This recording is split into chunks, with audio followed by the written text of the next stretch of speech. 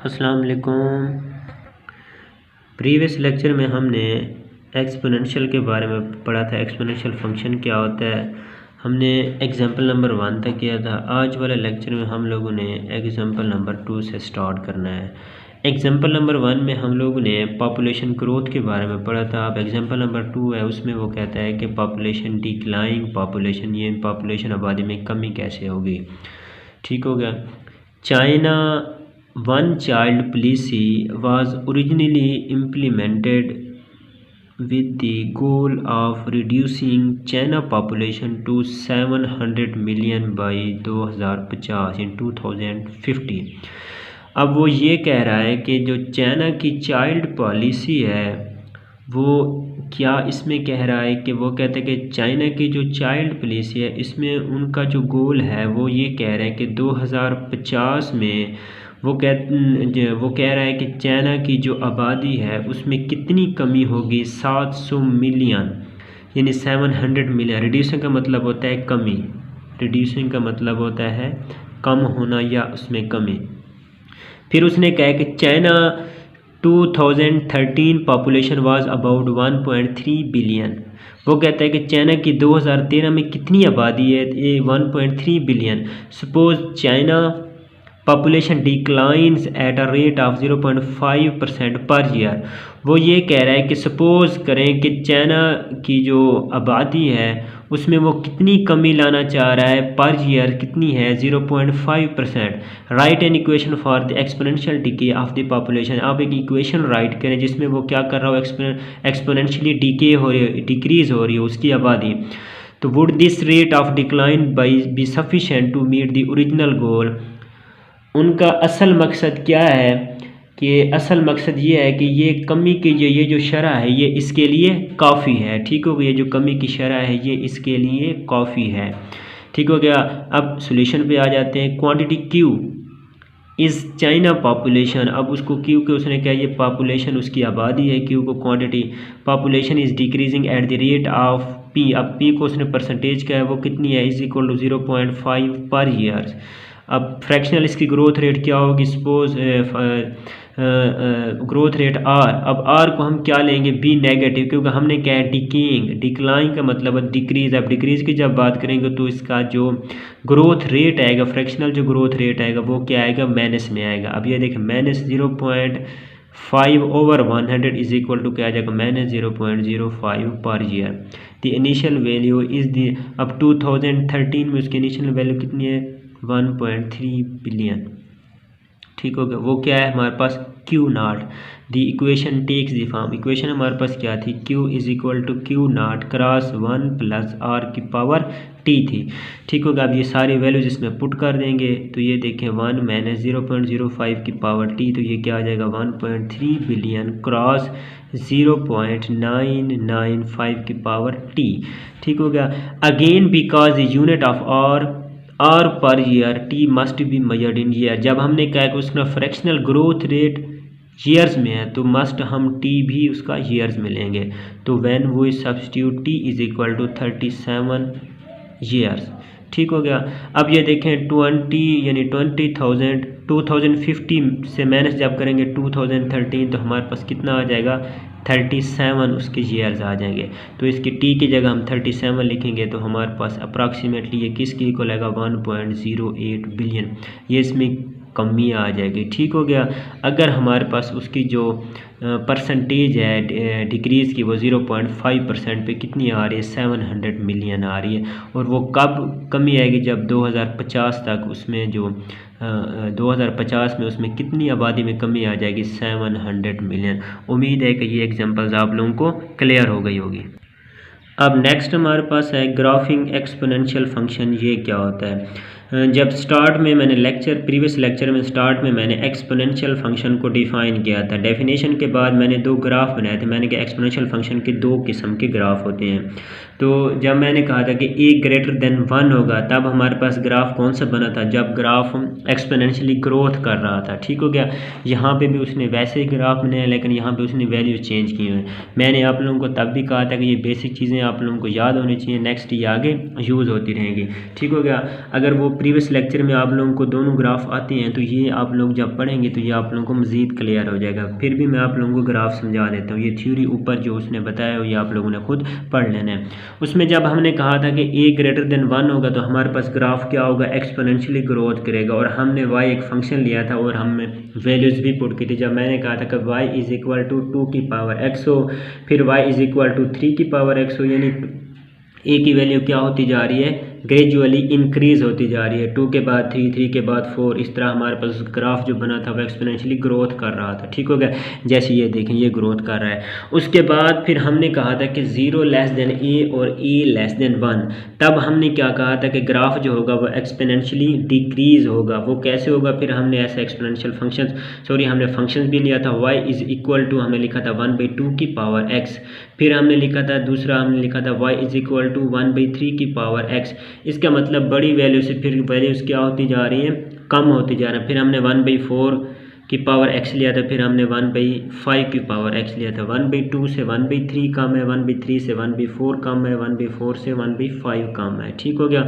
इसका मतलब इसका ग्राफ कैसे बना था, वो ग्रेजुअली क्या हो रहा था, इन डिक्रीज़ हो रहा था, एक्सपोनेंशियली डिक्रीज़ हो रहा था ग्राफ। ठीक हो गया। ये देखें मैंने यहाँ पे पेज पे बनाया हुआ है, मज़ीद आप लोगों को यहाँ से क्लियर नज़र आएगा। अब यहाँ जब हमने बात की एक्सपोनेंशियली ग्रोथ की, ये देखें ये सारी वैल्यूज़ यहाँ पे बुक पे लिखी हुई हैं। अब ये देखें Q0 हमारे पास इनिशियल वैल्यू है। ठीक हो गया। फिर हमने क्या है कि अब जब हम टी डबल करेंगे, ठीक हो गया, टी डबल पे हमारे पास क्या आ जाता है 2Q0। ठीक हो गया। फिर जब हम 2t डबल करेंगे तो हमारे पास क्या आ जाएगा 4Q0, और जब हम 3t डबल करेंगे तो हमारे पास क्या आ जाएगा 8Q0। इसका मतलब ग्राफ यहाँ से इनिशियल वैल्यू से क्या हो रहा है, एक्सपोनेंशियली ग्रोथ हो रही है, एक्सपोनेंशियली इंक्रीज़ हो रहा है। फिर इसी तरह हमने एक और ग्राफ लिया हुआ एक्सपोनेंशियल डीके। ये देखें टी हमने 0 से t हाफ लिया हुआ है, 2t हाफ और 3t हाफ। अब ये देखें जो हमारा इनिशियल है, ये देखें Q0 है। ठीक हो गया। फिर Q के बाद 2Q0 है। जब t हाफ होता है तो हमारे पास 1/2 Q0 आ जाता है, 2t हाफ होता है तो 1/4 Q0, यानी इसका मतलब ये Q फिर इसका यानी Q के साथ 1 आ रहा है। ठीक हो गया। फिर उसके बाद 1/2 उसका हाफ हो गया, फिर 1/4, फिर 1/8। ये देखें ग्राफ यहाँ से शुरू होगा और ये क्या हो रहा है, ग्रेजुअली एक्सपोनेंशियली क्या हो रहा है, डिक्रीज़ हो रहा है। ठीक हो गया। उम्मीद है कि ये भी आप लोगों को क्लियर हो गया होगा। यही बुक पे उसने सारा लिखा हुआ है, ये जो उसकी थ्योरी आप लोगों ने खुद पढ़ लेनी। अगर आप लोगों को प्रीवियस लेक्चर में वो दोनों ग्राफ क्लियर है तो यहाँ पे आप लोगों को कोई प्रॉब्लम नहीं होगी। अब जो नेक्स्ट टॉपिक है वो है अलजबरा विद लॉगरिथमिक फंक्शन। ये मैंने लॉगरिथमिक फंक्शंस को डिफाइन भी किया था, आप लोगों को डेफिनेशंस क्लियर होगी उम्मीद है। अब ये देखें यहाँ पे वो कहते हैं अलजबरा विद लॉग। अब लॉग के बारे में हमने पढ़ना है, बेसिक 2 प्रॉपर्टीज़ ऑफ लॉग। अब लॉग की सबसे पहले हम 2 प्रॉपर्टीज़ के बारे में पढ़ेंगे, फिर नेक्स्ट इसकी 2 एग्जांपल्स को करेंगे। आसान से एग्जांपल है, ये जस्ट उसने यहाँ पे प्रॉपर्टीज़ का जिक्र किया हुआ है। अब प्रॉपर्टीज़ क्या है कि वो कहता है कि अगर हमने यानी we can solve for variables that appears in exponent by the taking log of both sides of the equation. वो कहता है कि हमने क्या करना है, अगर हमने वेरिएबल की वैल्यू निकालनी है, वेरिएबल हमारे पास x हो सकता है, y हो सकता है, कोई भी वेरिएबल हो सकता है, अगर उसकी हमने वैल्यू निकालनी है तो हम क्या करेंगे, टेकिंग बोथ साइड्स लॉग लेंगे। ठीक होगा। And applying the rule that, हमारे पास रूल कौन सा अप्लाई करेंगे, ये देखें अगर हमारे पास ये हो लॉग e की पावर x विद बेस 10, तो इसको हम कैसे लिखते हैं, ये लॉग की प्रॉपर्टी है। ये जो हमारे पास वेरिएबल x आ रहा है ये लॉग के साथ क्या हो जाएगा, मल्टीप्लाई हो जाएगा। अब लॉग आ जाएगा a बेस विद बेस 10। ठीक होगा। ये भी हमारे पास एक प्रॉपर्टी है कि अगर हमारे पास ये लॉग आ जाता है तो हम उसको डायरेक्टली ये चीज़ लिख सकते हैं। ठीक हो गया। अब इसकी जो दूसरी प्रॉपर्टी है वो भी ऐसे ही है कि अगर हमने वैल्यू निकालनी है, वेरिएबल्स को सॉल्व करना है, तो हम क्या करते हैं, making both sides of the equation into the power of 10। तो हम क्या करेंगे, बोथ साइड्स उसकी 10 की पावर ले लेंगे, सारा जो हमारे पास लॉग होगा। ये देखिए अप्लाइंग द रूल दैट, तो जब हम लिखते हैं कि 10 की power log x with base 10, तो हम इसको डायरेक्टली लिख सकते हैं ये x के इक्वल आता है। ठीक हो गया, ये भी हमारे पास इसकी दो प्रॉपर्टी हैं। अब हम इसकी एग्जांपल और यानी दो एग्जांपल्स हैं उसको देख लेते हैं। ये देखें, मैंने ये बुक पे भी सॉल्व थी, मैंने पेज पे सॉल्व कर ली है, पेज पे लिख लिया ताकि आप लोगों को क्लियर नज़र भी है और आप लोगों को अच्छी तरह समझ भी है। अब सॉल्व फॉर एक्स, जब सॉल्व फॉर एक्स की बात की इसका मतलब हमने यहाँ से एक्स की वैल्यू निकालनी है इन दी इक्वेशन। अब हमारे पास इक्वेशन कौन सी है, 2 की power x is equal to 50। अब यहाँ से हमने वेरिएबल x की वैल्यू निकालनी है। अब ये देखें, सिंपल सी आसान सी है, बस आप लोगों को थोड़ा समझना है। 2 की power x is equal to 50 आ रहा है हमारे पास। ठीक हो गया, हमने क्या किया है, टेकिंग लॉग बोथ साइड, हमने दोनों साइड से क्या ले लिया, लॉग ले लिया। ठीक हो गया, लॉग 2 की power x with base 10 is equal to क्या आ गया, इस यहाँ पे भी लॉग आ जाएगा, लॉग 50 विद बेस 10। अब ये देखें, ये भी प्रॉपर्टी हम लोगों ने पढ़ी है कि अगर ऐसी हो तो ये जो हमारे पास पावर होती है ये लॉग के साथ मल्टीप्लाई हो जाती है। तो ये log x log 2 with base 10 is equal to log 50 with base 10। Now we divide both sides. अब हम बोथ साइड से क्या करते हैं, log 2 विद बेस 10 से क्या करते हैं, डिवाइड कर देते हैं। जब डिवाइड करेंगे तो हमारे पास ये x आ जाएगा, ये देखिए ये वाली वैल्यू आ जाएगी, और ये चीज़ हम दोनों क्या निकालेंगे, वैल्यू कैलकुलेटर। तो एग्जैक्टली मैंने निकाली, ये आती है 5.644 अप्रॉक्सीमेटली इसके करीब करीब। उम्मीद है कि ये एग्जाम्पल आप लोगों को क्लियर हो गई होगी। अब हमारे पास इसकी नेक्स्ट एग्जांपल है, solve for x in the equation 2 log x with base 10 is equal to 15। इसको पढ़ते ऐसे हैं, 2 log x विद बेस 10, ये वाली अब बेस है, इज़ इक्वल टू 15। अब यहाँ से भी हमने x की वैल्यू निकालनी है। ये देखें, ये हमने इक्वेशन लिख ली है। सबसे पहले हमने क्या किया है कि 2 से डिवाइड कर दिया बोथ साइड्स। तो ये देखें हमारे पास अब क्या आ गया, log x with 10 with base 10 is equal to 7.5, यार 15/2 करेंगे तो 7.5 आएगा। ठीक हो गया, because x is with an log expression we makes both sides of the equation into the powers of 10। ठीक हो गया, जो हमने प्रॉपर्टी 2 पढ़ी थी अब उसी से सॉल्व करें। अब हम क्या करेंगे कि 10 की पावर ले लेंगे बोथ साइड, तो ये आ जाएगा 10 की power log x with base 10 is equal to 10 की पावर 7.5। ठीक हो गया, तो ये x की इक्वल आ जाएगी जो हमने प्रॉपर्टी पढ़ा है विद रूल। ये देखें नीचे हमने लिख भी अप्लाइंग द रूल, तो ये देखें ये हमारे पास इसकी आंसर क्या आ जाएगा, 3.1623 क्रॉस 10 की पावर 7। उम्मीद है कि ये भी आप लोगों को क्लियर हो गया। अब ये लॉग वाले फिर आगे एक्सरसाइज में क्वेश्चन भी आएंगे, अगर ये आप लोग अच्छी तरह कर लेंगे तो नेक्स्ट एक्सरसाइज में आप लोगों को कोई परेशानी नहीं होगी। अब जो हमारे पास इसका नेक्स्ट टॉपिक है वो है सेंसिटिविटी टू ग्रोथ रेट। अब सेंसिटिव का मतलब होता है हसास।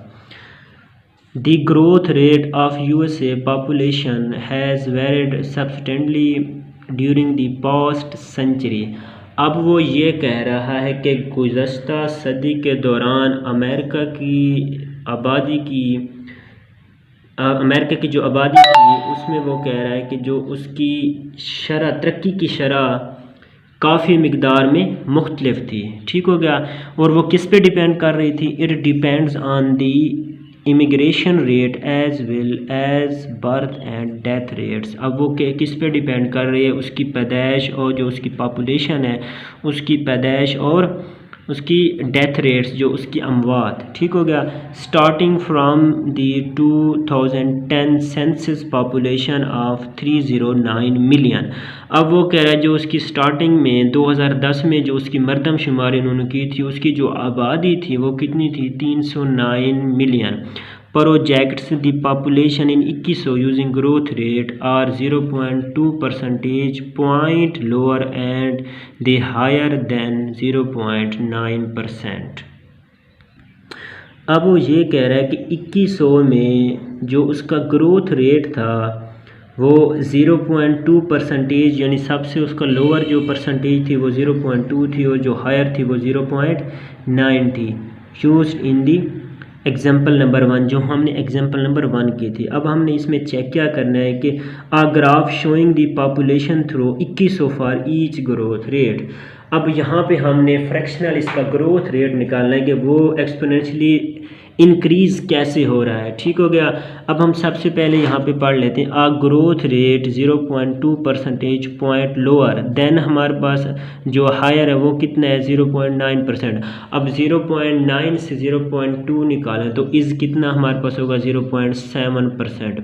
अब इसका 0.7% को जब फ्रैक्शनल इसका ग्रोथ रेट निकालेंगे तो वो हमारे पास कितना आ जाएगा 0.7 ओवर 100, तो वो आ जाएगा 0.007। At this growth rate the 2100 population would be. अब यही इक्वेशन को हम किस में पुट करेंगे, जो हमारे पास जर्नल इक्वेशन है Q is equal to Q not cross 1 plus are की पावर टी। अब यहाँ पे हमने टी क्या लिया था जब एग्जाम्पल नंबर 1 में, तो हमारे पास 90 ईयर्स थे, तो इसका मतलब वहाँ पे हमने 0.9 लिया था, अब यहाँ पे 0.7 ले रहे हैं जो उसका फ्रैक्शनल ग्रोथ रेट है। तो अब यहाँ पे क्या आ जाएगा 1.007 की पावर 90, तो ये अप्रॉक्सीमेटली किसके इक्वल आएगा 579 मिलियन। फिर इसी तरह 0.9 पे क्या था हमारे पास 700 मिलियन था। ठीक हो गया, 692 यानी 700 मिलियन के करीब था। जब हम 1.1 पे निकालेंगे उसका, यानी 0.9 से जब ऊपर निकालेंगे तो हमारे पास उसकी कितनी आएगा पॉपुलेशन आएगी 827 मिलियन। तो इसका मतलब नीचे आप लोगों ने ये सारा पढ़ लेना, मैं आप लोगों को ग्राफ से क्लियर करवा देता हूँ। ठीक हो गया, ग्राफ ये मैंने यहाँ पे बनाया हुआ है, ये देखें, यहाँ से आप लोगों को क्लियर नज़र आएगा। अब 2010 से हमने 2145 तक ले लिया क्योंकि हमने क्या 2100। ठीक हो गया। अब ये देखें, ये हमारे पास टाइम है, ईयर्स हैं। अब ये देखें ऊपर जब हम इसको देखेंगे, ये देखें हमारे पास पहला सबसे इनिशियल हमारे पास वैल्यू इसकी क्या थी 309 थी। ठीक हो गया। फिर 309 ये देखें सबसे, ये देखें हमारे पास 309 पे r इज इक्वल टू 0.011। ठीक हो। अब ये देखें 309, ये देखें सबसे पहले हमने क्या निकाला ग्रोथ रेट 0.07 पे हमारे पास कितनी आ रही है 579 मिलियन। फिर 0.09 पे कितनी आ रही है से यानी 692 यानी 692 मिलियन आ रही है। ठीक होगा। इसका मतलब उसका ग्रोथ रेट क्या हो रहा है एक्सपोनेंशियली क्या कर रहा है इंक्रीज़ कर रहा है। यही बात कर रहा है कि उसका जो सेंसिटिव ग्रोथ रेट है वो हमने चेक करना है। ये देखें वो भी एक्सपोनेंशियली क्या हो रहा है इंक्रीज़ हो रहा है। उम्मीद है कि ये भी आप लोगों को क्लियर हो गया होगा। अब नेक्स्ट है हमारे पास alternative forms of exponential function. Exponential के अल्टरनेटिव फॉर्म्स हैं उसको देखते हैं। उसने कहा है कि our general equation for the exponential function वो क्या थी हमारे पास Q is equal to Q not cross 1 plus are की पावर टी थी। कंटेन्स द ग्रोथ रेट, अब इसमें हमारे पास ग्रोथ रेट क्या था और था। ठीक हो गया। But not the doubling time और हाफ टाइम, वो कहते हैं इसमें ना तो हमारे पास डबल टाइम है और ना ही हाफ टाइम है। Because we are often given the doubling time या फिर वो कहते हैं half time, it useful to rewrite the equation in the form that use T double और टी हाफ रेदर। उसके कहने का मतलब यहाँ से हमने टी डबल की वैल्यू भी की इक्वेशन बनानी है और टी हाफ की इक्वेशन भी बनानी है। इसी हमने क्या करना है जनरल फॉर्म से। ये अब हमारे पास क्या होंगी alternative forms of exponential function. बाकी आगे मैंने ये पेज पे लिखा हुआ है, यहाँ से मैं आप लोगों को क्लियर करवा देता हूँ। वो क्या कह रहा है कि to find the first alternative form we recognise that after a time t is equal to T double. अब हम t की जगह क्या पुट कर देंगे T double. The quantity q has grown twice the its initial value. वो कहता है कि Q जो होगा वो उसको क्या लिखेंगे हम 2Q नॉट। Q की जगह हम क्या चीज़ पुट कर देंगे 2Q नॉट। तो फॉलोइंग अलजेब्रिक इसका वन जो स्टेप्स है वो क्या है हमारे पास Q is equal to Q not. ये हमारे पास जनरल इक्वेशन है Q not cross 1 plus are की पावर टी। हमने Q की जगह क्या लिखा हुआ है 2Q नॉट। ठीक हो गया। और टी की जगह हमने क्या पुट करना है टी डबल। ये देखिए ये भी मैंने साइड पे लिख दिया है। Dividing both sides by Q not. अब हम क्यू नॉट से पूरी इक्वेशन को क्या करते हैं डिवाइड कर देते हैं। जब डिवाइड करेंगे ये क्यू नॉट कैंसिल हो जाएंगे, क्या बचेगा 1 plus R T double is equal to हमारे पास क्या आ जाएगा ओनली 2 आ जाएगा। ठीक हो गया। फिर हम क्या करेंगे कि solve for 1 plus R by raising both sides to the power 1 over T double. फिर हम क्या कर लेते हैं इसकी पावर ले लेते हैं, टी डबल की पावर ले लेते हैं। जब इसकी पावर लेंगे तो हमारे पास ये वाला जो इसके ऊपर पावर आ रही है T one plus R T double जो आ रहा है, तो जब हम इसको ऐसे लिखेंगे, मैं ये साइड पे लिख के बता देता हूँ। ये देखें साइड पे 1 प्लस आर, ये था हमारे पास टी डबल। जब हम क्रॉस करेंगे इसकी पावर लेंगे, ये टी डबल यहाँ पे आएगा, तो ये क्या हो जाएगा, कैंसिल हो जाएगा। तो हमारे पास क्या बच जाएगा 1 प्लस आर, और यहाँ इसके साथ क्या आ जाएगा 2 1 ओवर टी डबल आ जाएगा। ठीक हो गया, ठीक हो गया। हमारे पास क्या आ जाएगा 1 plus r is equal to 1 over T double आ जाएगा। ठीक हो गया। नेक्स्ट हम क्या करेंगे, substitute this expression for 1 plus r in the general equation. अब तब हम ये 1 प्लस आर की जो वैल्यू होगी ये किस में पुट कर देंगे, जर्नल इक्वेशन। जर्नल इक्वेशन हमारे पास क्या थी, Q is equal to Q not cross 1 plus are की पावर टी। अब 1 प्लस आर की जगह हमारे पास ये वाली वैल्यू आ गया, हम ये इसमें सब्सटीट्यूट कर देंगे, पुट कर देंगे। तो हमारे पास क्या आ जाएगा, Q cross 2 T over T double. ये देखें टी है तो यहाँ पे ये मल्टीप्लाई हो जाएगा। ठीक हो गया। तो अब ये देखें ये हमारे पास क्या आ गए, alternative form of the exponential functions. अब फिर आगे उसने लिखा है forms of exponential function if. अब ये देखें 2-3 फॉर्म्स हैं इसकी, वो हम लिख लेते हैं। मैंने पेज पे लिखा हुआ है, if use the exponential function in the form. और फॉर्म हमारे पास कौन सी है, जनरल फॉर्म जो हमने पहले लिखी हुई थी। इसमें वो कहता है ग्रोथ भी हो सकती है, इफ़ गिवन द ग्रोथ और डिके रेट, और use the exponential function in the form. इसमें ग्रोथ भी हो सकता है, डिके, पीछे हमने एग्जांपल्स भी किए हैं। Q is equal to Q not cross 1 plus are की power t. Remember that r is positive for growth rate and negative for decay के लिए। ठीक हो गया। If given the doubling time t double use the exponential functions, वो क्या होगा, Q is equal to Q not cross 2 t की over T double जो हमने ऊपर निकाली है। ठीक हो गया। अगर वो कहता है कि हाफ है हमारे पास, डबल की जगह अगर हाफ है तो क्या आएगा, Q is equal to Q not cross 1 over 2 T over T. हमारे पास क्या आ जाएगा, यहाँ पे डबल की जगह हाफ आ जाएगा। ठीक हो गया। उम्मीद है कि ये सारी चीज़ें आप लोगों को क्लियर हो गई होंगी। तो आप लोगों को लेक्चर वीडियो अच्छी लगी है तो कमेंट्स में ज़रूर बताएं। वीडियो को सब्सक्राइब करें चैनल को। तो नेक्स्ट लेक्चर की